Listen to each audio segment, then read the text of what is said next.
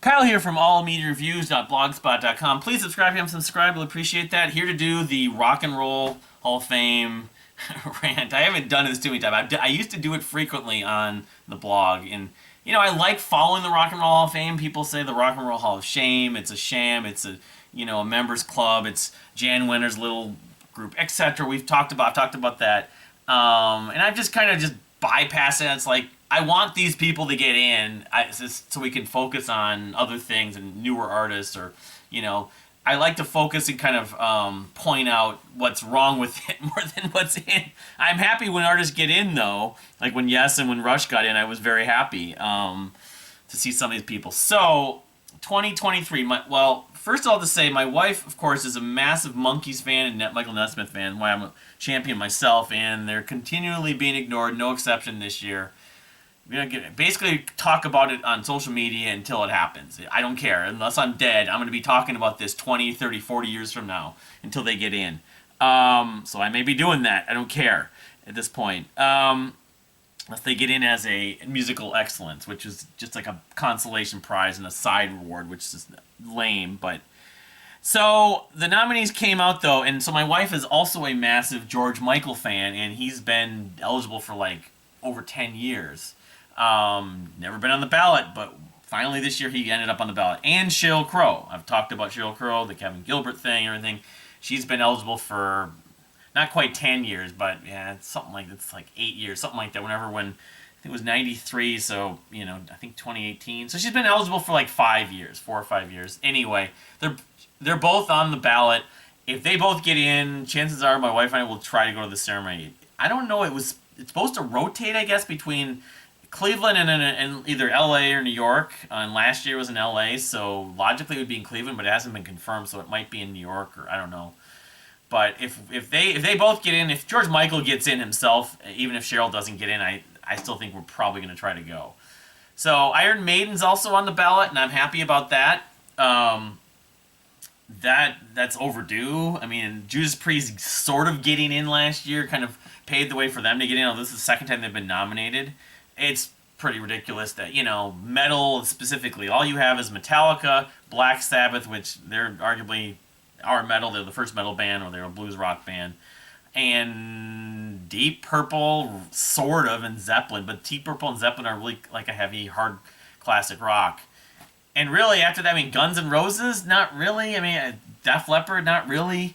No, with metal, you really only have Metallica and Black Sabbath and Judas Priest. So really only 3 proper metal bands, even though you have tons of them eligible. Maiden's the biggest name. I argue even they're bigger than Judas Priest, but it's pretty close. But, there's so many others that haven't been. So if they get in, it may allow them to start putting more of them in, but I'm still skeptical.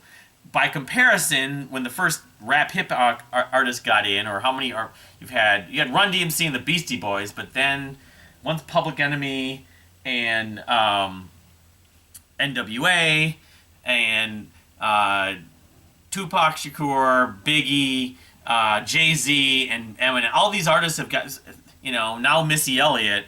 How is rap getting so many artists in, rap and hip-hop, and metal isn't, even though metal is more rooted in quote-unquote rock and roll? It's more based on the blues. Blues evolved into metal, but that's another rant. So the other names on the list, first of all, the other rant is there's only 14 names. I've said this many times for many years. In order to help this backlog of artists, they need to nominate more and induct more. By nominating less, which is only 14, last year was like 16 or 17, nominating more, you'll induct more. By nominating less, you'll likely induct less. Thus, there's too many names that aren't in, rather than just saying who deserves it over whoever. Just nominate and induct more, but it didn't happen. Kate Bush got nominated again, and, the Stranger Things thing with running up that hill might finally get her in, which she deserves to get in. There's other singer-songwriters, but from that generation, she deserves to get in. This is like her 4th or 5th nomination, and I think this might be it for her. The Joy Division New Order thing, they dominated them together. I still argue that, if you're going to do that, you have to do Bachman Turman Overdrive with the Guess Who. Neither of them nominated, but that's the argument. We can't nominate one, not the other. It's like, then you're moving the goalposts. But I don't care if they get in. I mean, do they deserve to get in? I guess. They had a massive influence. There's artists that got in earlier that they influenced directly, like The Cure and Depeche Mode, and even put Duran Duran on that list to an extent. Cyndi Lauper, Willie Nelson. Willie Nelson largely is probably nominated due to the fact Dolly Parton got nominated and got in last year. Again, I've said this before with country music, if it crosses over, how many pop country artists, why has Kenny Rogers never been nominated? Why you go further back? A lot of these have been early influences. They haven't been performer nominations and inductions.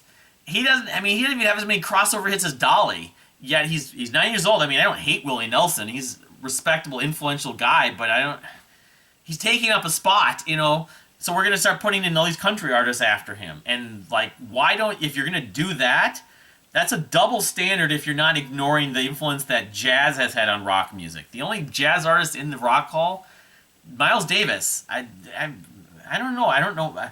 John Coltrane might be in, but, Charlie Parker, all of the earlier jazz artists aren't in. Maybe his early influence. I don't even think that. But the people that have come since Miles, have any of them even got nominated? John McLaughlin, Chick Corea just passed away a few years ago. The bands, Weather Report had a hit with Birdland. It's just the double standard. You got to define what it is. They're trying to open the umbrella up. Well, then you may as well open it to everything.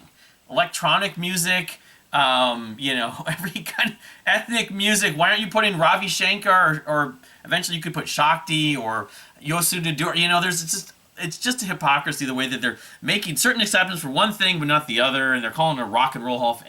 The name never really fits. They're trying to redefine it. It's a new definition for it. Rage Against the Machine nominated for their 4th or 5th time. It's fine. I don't have a problem with them getting in, but I would make the argument, I've made it before, I think, actually. Faith No More predate them, and they were doing a similar kind of thing, and they've never been nominated, not once, and they had a hit. In fact, I would guess Epic is bigger than any hit that Rage Against the Machine had. Killing the Name, it's pretty close, but Epic was like a #1 song for a while there.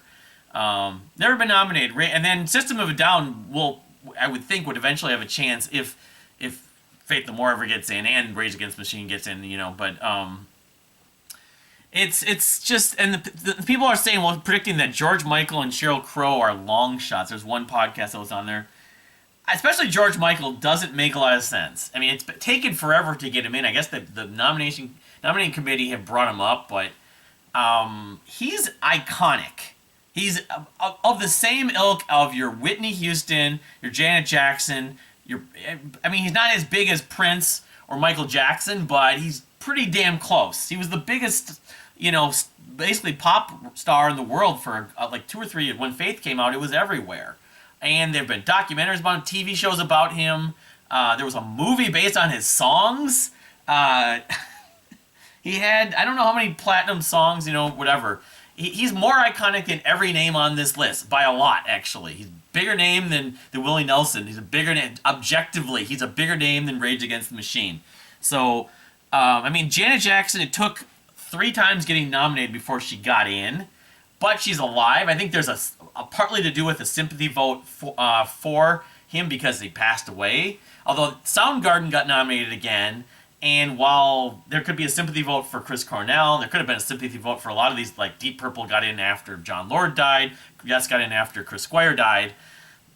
It's been enough time, and he's just so visible. There's a new documentary, but I think George Michael's influence is just hard to ignore. It's everywhere. It's become more and more actually since he passed away. It's sort of become a martyr. It's sad it's come to that, but the Rock Hall, he should have been in not that long after he was eligible, really, because like I said, but Whitney hadn't been put in at that point, neither had Janet Jackson. The pop stars hadn't been going in. Madonna got in around that time.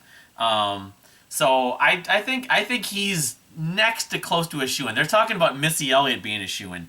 She's female and she's the first female rap star. But how big is female rap? And people that are voting, how well is she known to them? That's the most important thing. I know there's some millennials on the voting list. There's one woman for Pitchfork. I don't get what makes her eligible, why other people aren't eligible. I don't know how that works. There's 1,000 voters. The majority of those people are going to know Faith rather than the Missy. Can they name one Missy Elliott song? You know, that's part of the issue. I know Warren Zevon got on the ballot. I think part of the issue is you got 14 nominees, and you're probably going to put in less. If you put in at least half of them, you wouldn't have to think about, well, Missy Elliott and Rage Against the Machine and and Cyndi Lauper. Cyndi Lauper had a couple of massive hits that first album, but most people just know her for those couple hits. They don't know her body of work. And while she's remained somewhat visible politically, socially in the last couple decades, last 30 years, I just compare her to George Michael and compare her to Sheryl Crow. The Sheryl Crow argument is a little bit there, but Sheryl Crow has more depth to her resume.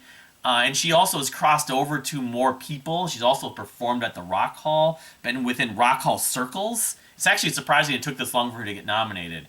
I pose that argument to everyone's kind of writing her off as a long shot, writing George Michael as a long shot over some of these other people. I think A Tribe Called Quest probably is a long shot. I don't think it's kind of that whole thing where they vote for one of two names. So it's like they're gonna vote for either Sheryl or Cyndi Lauper. They're gonna vote for A Tribe Called Quest or Missy Elliott. I don't know if you're gonna get votes for each of them from the large body of voters. I don't know. I mean, there of course is the voting ballot on the Rock Hall link to the site, which it's like 1/1000th of the vote. It should be 1/3 really, but you can vote. The first few years they started doing that, I would vote, but then people were flooding it and stuff like that. Then you have to like sign up with your email or link it to your social media account to actually get through. I think through your Google account I'm using, but I don't know if I'll vote every day. I didn't vote yesterday. I voted the first day. And part of it is also when you're voting, if you're voting for 5 names, potentially you're actually hurting your first and second choice by voting for third, fourth, fifth. So I came to the mentality, don't vote for 5 names. Vote for 1 or 2 maybe. Because then you're just emphasizing those and you're not sort of competing against your own votes. I mean, I don't know if I'll do an official prediction at this point. It's going to come out in May, and then, find out when it's going to be, when the ceremony, if George Michael and Sheryl do get in. I'll have to take some footage. We were at the Rock Hall years ago. There's actually a Sheryl Crow lyric in there from All I Want to Do, I believe it is. I think it's All I Want to Do, and it has Kevin Gilbert's name. There's also a Monkees thing at the Rock Hall, but that was 2015, so it's now been 8 years since we were there. But yeah, no, I think that, everyone's got their own, it's going to be a sounding board, this person should be in. Have I done that list? Maybe I haven't done the list of all the artists that have never been nominated and are not in. Sting didn't get nominated again. He was nominated once or twice, and he needs to be in. It's been many years. The Spinners got nominated again. It's been 45 years or something since their debut album or their first record. They, I think it's actually been more than that. I think they go back to the 60s. I think this is like their 4th nomination. I think they'll get put in. I think there's a good chance either this year or next year they'll just be put under the musical excellence. They belong in, but it's just there's only like them and Warren Zevon are the only 60s and 70s artists that are on the ballot even. Which, again, dismisses Boston, Journey, all these Jethro Tull, of course, King Crimson, all the prog acts, ELP, Kansas, Supertramp. And I was thinking of, and Phil Collins. There was a statement about George Michael, if he gets in, all the big 80s super iconic pop acts will be in. Well, not really if you count Phil Collins. I'm looking it up. He had 12 songs that were in the 80s that were in the top 10 on Billboard and on AT40, on how many number 1 songs. So that he was an icon too, even though he's in with Genesis. But who was the other one I was thinking about? Oh, Tool. Why has Tool been up and nominated? Just like Faith No More.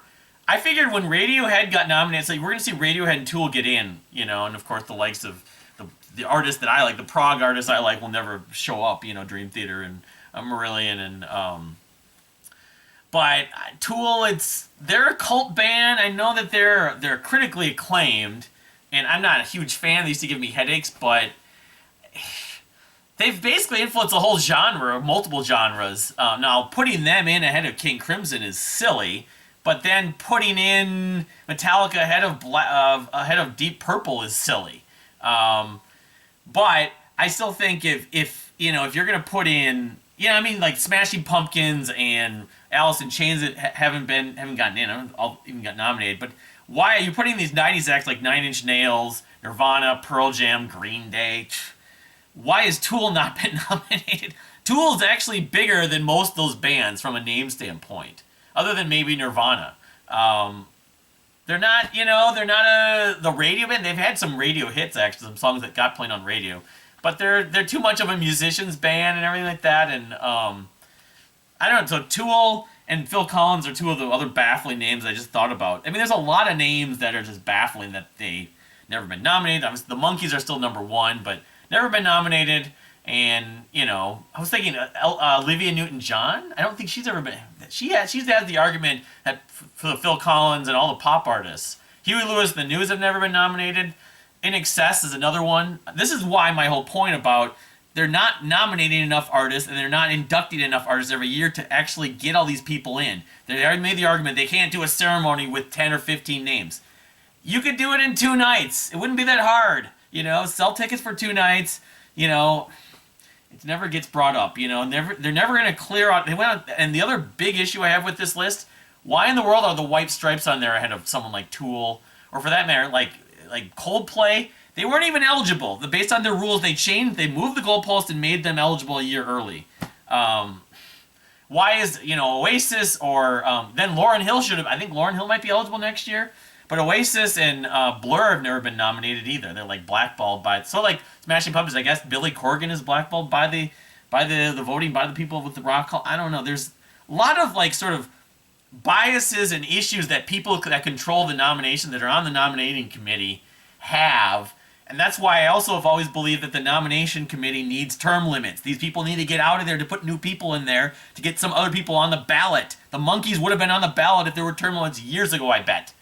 I mean, Steve Van Zandt, he's a fan, supposedly. I don't know if he's ever tried to push to get them on. He was more interested in putting the singles on there. It's just the way it is. I mean, the people, there's literally hundreds of people that blog about this stuff. It's like a fancy football draft predicting. You have 2 big podcasts. You have the Hall Watchers podcast, which I like, and you have Who Cares About the Rock Hall, which I'm starting to listen to more again. I don't know. I have some reservations about it, but at least it exists. But beyond that, there's a whole umbrella, and of course, Future Rock Legends, the umbrella of people that follow the Rock Hall. They need to bring up my points about increasing the number of nominees, increasing the inductees, and the term limits. It would make the Rock. I know it's baby steps. They've improved some of this stuff. They want to be as diverse as possible. They want to include as many, female artists, of women in here. Sure. You'll have that opportunity more so if you increase the number of nominees. And he's like, well, you can just let everyone in. No, it's just the more people that become eligible, it doesn't seem like you're letting everyone in, actually, is the truth. Because every year, there's 80 names that are newly eligible. So it's actually the other way around. By not increasing the nominees, or actually reducing them this year, you're making it that much worse. You're not even catching up. And so you're basically going to end up in 30 years, you're going to have artists that probably deserve to be in, like someone from the 80s, like In Excess, still waiting to get in because you have to put in, Taylor Swift and, and Drake or something. It's like, come on. Use a little bit of logic. Do something to fix it, and don't do it at 5 miles an hour. You need to start making more changes. I don't know. I mean, it would be nice. I don't think it will happen. The Monkees thing is the biggest important thing to me. Beyond that, the changes that have been made or are in the process of being made need to continue to be made. And by only nominating 14 names, even though a lot of them are big, it's great to see George Michael and Sheryl finally on the ballot, and Iron Maiden hopefully will finally get in. It's still not perfect, and hopefully next year, instead of having 14 nominations, we'll get closer to 20, and then maybe they can induct almost 10. That's where they need to be going. They're not going there yet, but hopefully next year. Thank you for watching. Please subscribe if you haven't subscribed. We'll see you next time.